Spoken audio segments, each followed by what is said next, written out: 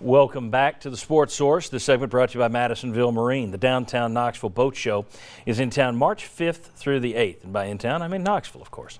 But the boat show incentives, like great rebates on all kinds of boats, are available right now. They're available now through the end of March when you visit Madisonville Marine, Highway 411 North in Madisonville. No better place to buy a boat because they get the best customer service. These guys are great. And the selection of boats, I can't explain it enough. I'm going to have to do an aerial shot just to show you how big their showroom is and all the boats they have out on their lot. It is enormous. Madisonville Marine. All right, I want to show you some numbers here. Rick Barnes says his team isn't as good defensively this year, and I'll not argue that. But to the average fan, it's the offense that stands out as the toughest thing to watch. How bad is this offense? Okay, we talked about making shots. The last 3 seasons, these are the times that Tennessee has made fewer than 20 shots in a ball game. All right, now think about that. You don't even make 20 shots in a game. It only happened twice 2 years ago in 2017-18. And that year, they made 25 or more shots in 19 out of 35 games. Okay. Last year, there was only one game all year where they didn't hit 20 shots. That was against Georgia Tech. They hit 19. And they made 25 or more shots in 33 of their 37 games. Contrast that with this year.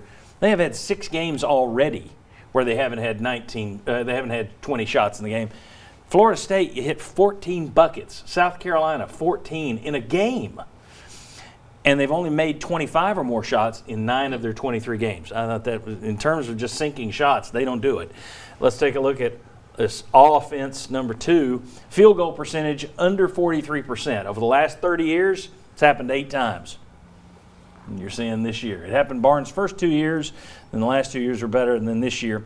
You got to go back Tyndall's year. Jerry Green had a couple. Kevin O'Neal. You got to go all the way back to the Wade Houston era to find, if you go back 30 years, there's only 8 times that a team has shot this poorly from the floor. Let's look at the awful offense, number 3.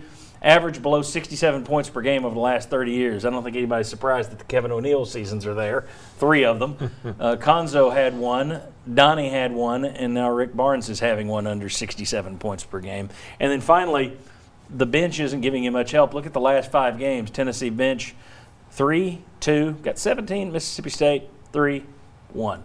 Okay, simple question. I just need a real easy solution from you, former basketball coach Mark Pankratz. What do you do with a team that can't shoot?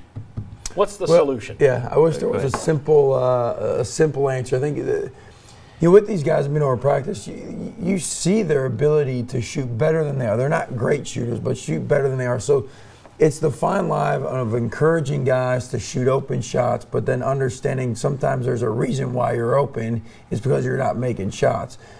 One thing I think the struggle is this team, when you run motion and you've got ball movement, body movement, it's better when you've got guys that are knocking down shots. When you don't, you got to play call more. And so I think, how do you get to where you're making more shots? You're putting guys in better positions to be able to be effective. What I mean by that, doing ball reversals, having guys catch it, attacking a closeout, getting to the rim, getting inside-out shots where guys know that their shots are coming from, as opposed to having to work themselves into a shot coming out of offense. When you do that, you're leaning more toward what Bowden struggled with, off-balance jump shots that obviously he's not making.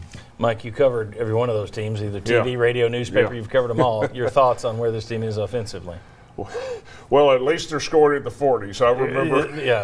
I remember some Kevin O'Neal games where they scored in the 30s and some Konzo games where they scored in the 30s. So it's tough. There's no good answer. Poor Jordan Bowden, bless his heart. You saw him drawing up plays, even coming out of timeouts yesterday, for him to get a shot. He's shooting 14% from three-point range in SEC games. I guess what can you do? Well, you got to play great defense. You got to get to the free throw line maybe and get your points that way. But it just makes the game so hard if you can't nail shots. Well, and the other thing is you got to try to affect the game differently. How can your defense enable you to score some points offensively? That three-quarter court trap works. It was effective. You got to score. You got to slow it down a little bit to get into that.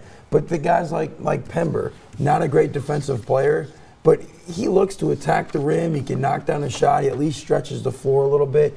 And so I think you've got enough quality defensive players that you can play some guys that have more offensive prowess than not. And but I think your defense has to find ways, the tempo has to find ways to try to create some easy baskets. All right, very good. Let's take a quick break. When we come back, we're going to talk about the week ahead for the Volunteers. One computer service predicts Tennessee is going to win just 2 of their last 8 games.